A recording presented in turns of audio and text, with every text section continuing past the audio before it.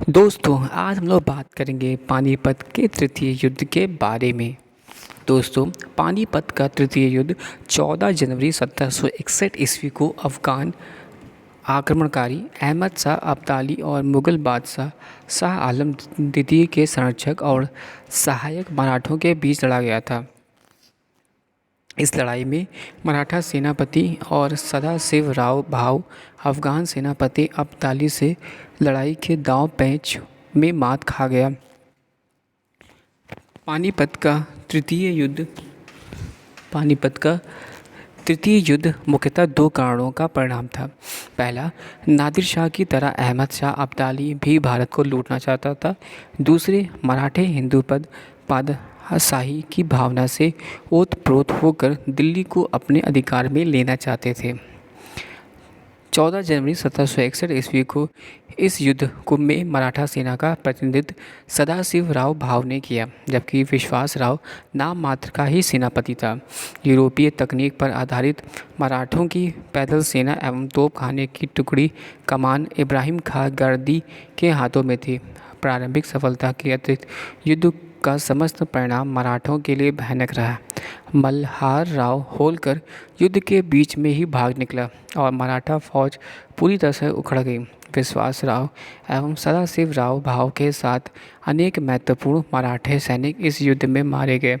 इस बारे में इतिहासकार J.N. सरकार ने सच ही लिखा है कि महाराष्ट्र में संभवतः ही कोई ऐसा परिवार होगा जिसने कोई न कोई सगा संबंधी ना खोया हो तथा कुछ परिवारों का तो विनाश ही हो गया है।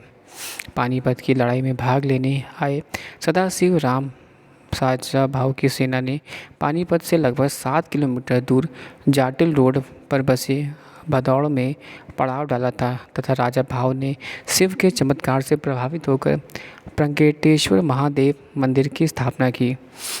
मराठा पराजय के कारण अगर हम बात करें पानीपत के युद्ध में मराठों की पराजय के महत्वपूर्ण कारण इस प्रकार हैं। पहला, अहमद शाह अब्दाली की सेना सदाशिव भाऊ की सेना से अधिक थी। दूसरा, उत्तर भारत की सभी मुसलमान शक्तियां अब्दाली के साथ ही थी इस युद्ध में। तीसरा, इस युद्ध में मराठों ने राजपूत, जाट तथा सिखों को हर प्रकार से लूटा तथा बर्बाद किया, इसलिए इन लोगों ने मराठों का साथ नहीं दिया। चौथा, मराठा सरदारों ने आपसी मतभेद भी काफ़ी हद तक बढ़ चुके थे। पाँचवा, मराठों के सैनिक शिविर में अकाल की स्थिति में थी, सैनिकों के लिए पर्याप्त रसद का इंतजाम नहीं था। छठा, सैनिक संगठन की दृष्टि से अब्दाली पूरी तरह से श्रेष्ठ संगठन करता था। इतिहासकारों के मत की बात करें तो पानीपत के तृतीय युद्ध के प्रभाव के बारे में जहां तक एक तरफ मराठा इतिहासकारों का मानना है कि केवल 77,000 सैनिकों की हानि के अतिरिक्त मराठों में ने कुछ भी नहीं खोया, तो वहीं दूसरी ओर G.S. सरदेसाई का मानना है कि पानीपत का युद्ध मराठों की अभूतपूर्व क्षति है। पानीपत के तृतीय युद्ध के प्रत्यक्षदर्शी काशी राज पंडित ने शब्दों में पानीपत का तृतीय युद्ध मराठों के लिए प्रलयकारी सिद्ध हुआ। वस्तुतः पानीपत के इस युद्ध में यह निर्णय नहीं दिया कि भारत पर कौन राज्य करेगा, अपितु यह तय कर दिया कि भारत में कौन शासन नहीं करेगा।